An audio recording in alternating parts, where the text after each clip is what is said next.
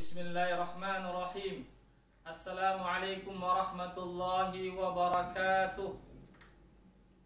Innal hamdalillah wassalatu wassalamu ala Rasulillah wa ala alihi wa sahbihi wa man wala wa ba'd.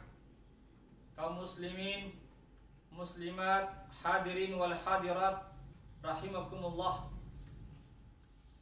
Pada kesempatan yang penuh dengan keberkahan ini di bulan suci Ramadan, saya akan mengangkat kembali satu kisah yang sahih yang disebutkan dalam hadis sahih Al-Bukhari, bahwasanya Rasulullah SAW pernah menceritakan kepada sahabatnya bahwa ada seorang laki-laki yang bernama Juraij, yaitu dari umat-umat terdahulu yang ahli ibadah, yang mana beliau memiliki tempat khusus untuk beribadah kepada Allah Subhanahu wa taala.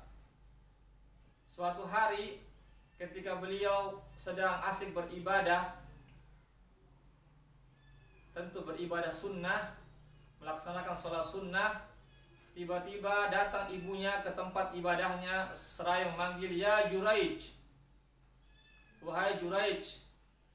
Tapi Juraij ini pun berkata dalam hatinya, "Wahai Tuhanku, bagaimana dengan sholatku? Apakah saya penuhi panggilan ibuku atau saya teruskan sholatku?" Namun Juraij lebih memilih untuk meneruskan sholat sunnahnya. Akhirnya ibunya pun meninggalkan tempat ibadah Juraij pada saat itu. Kemudian pada hari yang kedua, keesokan harinya, ibunya datang lagi ke tempat ibadahnya seraya memanggil Juraij, "Ya Juraij." Namun Juraij ketika itu sementara lagi sholat sunnah. Maka Juraij pun berkata dalam hatinya, "Apa yang mesti saya lakukan, ya Rabb? Apakah saya memenuhi panggilan ibuku atau meneruskan sholatku?" Namun Juraij sekali lagi lebih memilih untuk melaksanakan sholatnya, melanjutkan sholatnya daripada memenuhi panggilan ibunya. Maka ibunya pun meninggalkan tempat tersebut. Kemudian pada hari yang ketiga, maka ibunya datang lagi memanggil Juraij, "Ya Juraij." Begitupun Juraij juga tetap masih melaksanakan sholat sunnah.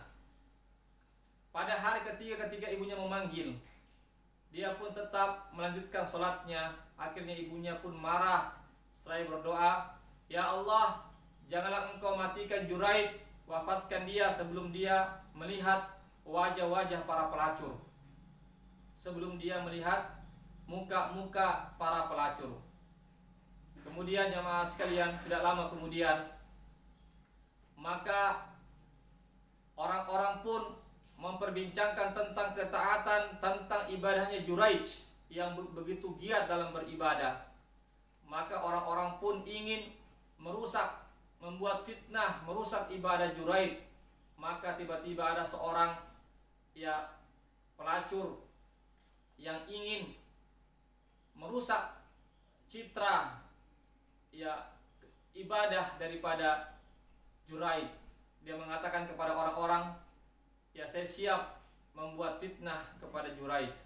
Maka laki-laki ini pun maka wanita pelacur ini pun berdandan dengan secantik-cantiknya, berusaha untuk agar terfitnah Juraij sehingga melakukan perbuatan mesum, perbuatan zina dan yang semisalnya. Namun Juraij tidak tertarik sedikit pun. Kemudian apa yang dilakukan oleh wanita ini? Tidak berhenti sampai di situ saja.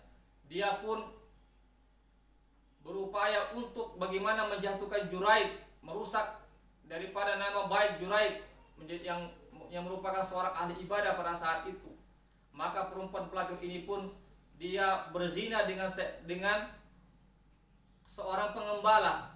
Kemudian tidak lama kemudian melahirkan seorang anak dari hasil perzinahannya dengan seorang pengembala. Maka perempuan pezina ini pun menyampaikan kepada orang-orang bahwasanya anak yang lahir ini adalah hasil dari perzinahan saya dengan Juraij. Maka orang-orang pun marah, maka orang-orang pun segera menghancurkan tempat peribadahan Juraid, mencoreng nama baik Juraid dan seterusnya. Kemudian Juraid mengatakan, ada apa dengan saya? Apa kesalahan saya? Kenapa engkau melakukan tindakan anarkis seperti ini? Maka orang-orang mengatakan, anak ini adalah hasil perzinahanmu, ya, dengan wanita tersebut. Ya, maka Juraid mengatakan, kalau begitu berikan saya waktu untuk sholat terlebih dahulu. Maka setelah itu Juraid pun sholat, ya, meminta petunjuk kepada Allah Subhanahu wa taala. Setelah sholat, maka Juraid pun, ya, memegang perut, ya, atau menekan dengan jari telunjuknya ke perut si anak itu. Saya mengatakan, man abuka, siapa bapakmu? Maka dengan izin Allah, anak bayi ini bisa berbicara. Pemirsa sekalian, anak bayi ini, ya, secara logika tidak bisa berbicara, tapi dengan izin Allah, ya, maka anak bayi ini pun berbicara. Dia mengatakan, bapak saya adalah seorang pengembala. Akhirnya tersingkaplah bahwasanya Juraid bukan dia yang menzinai perempuan tersebut. Anak itu bukan dari hasil perzinahan dia dengan Juraid, perempuan itu dengan Juraid, tetapi hasil perzinahan perempuan itu dengan seorang pengembala. Akhirnya orang-orang pun minta maaf kepada Juraid dan membersihkan nama baik Juraid. Bahkan dia mengatakan, kami akan bangun tempat ibadahmu itu dari emas.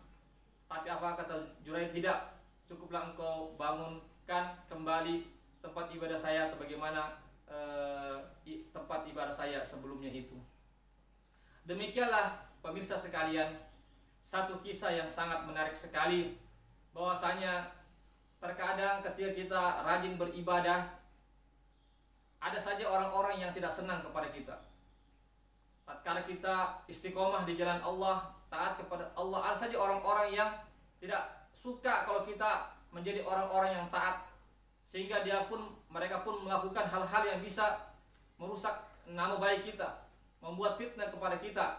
Sebagaimana tadi orang-orang cemburu dengan ketaatan, dengan ibadah Juraid ini kepada Allah Subhanahu wa taala, maka mereka pun berupaya untuk menjatuhkan nama baik dengan segala cara.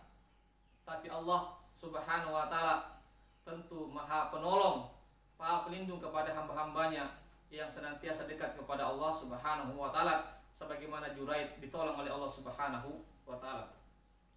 Dari kisah ini juga pemirsa kita bisa menarik satu kesimpulan, bahwasanya kita sebagai anak, meskipun kita taat beribadah kepada Allah, khususnya kita tatkala kita melaksanakan ibadah-ibadah sunnah atau sholat-sholat sunnah, tatkala ibu kita memanggil kita, apatah lagi sudah sampai 3 kali, maka hendaklah kita menyambut seruan ibu. Karena yang kita lakukan ibadah itu ibadah sunnah, sholat sunnah saja. Sedangkan panggilan ibu, apalagi sudah panggil sampai 3 kali, maka hendaklah kita memenuhi panggilan ibu kita, karena boleh jadi ibu kita ketika itu sangat membutuhkan kita. Di sini menunjukkan begitu besarnya hak ibu terhadap kita, begitu besarnya kewajiban kita terhadap ibu kita. Oleh karena itu, marilah kita penuhi hak-hak orang tua kita, khususnya ibu kita. Semoga Allah Subhanahu wa taala menjadikan kita orang-orang yang taat kepada Allah, yang taat kepada orang tua kita, yang istiqomah kita di jalan Allah Subhanahu wa taala. Demikianlah, wabillahi taufiq wa hidayah. Assalamualaikum warahmatullahi wabarakatuh.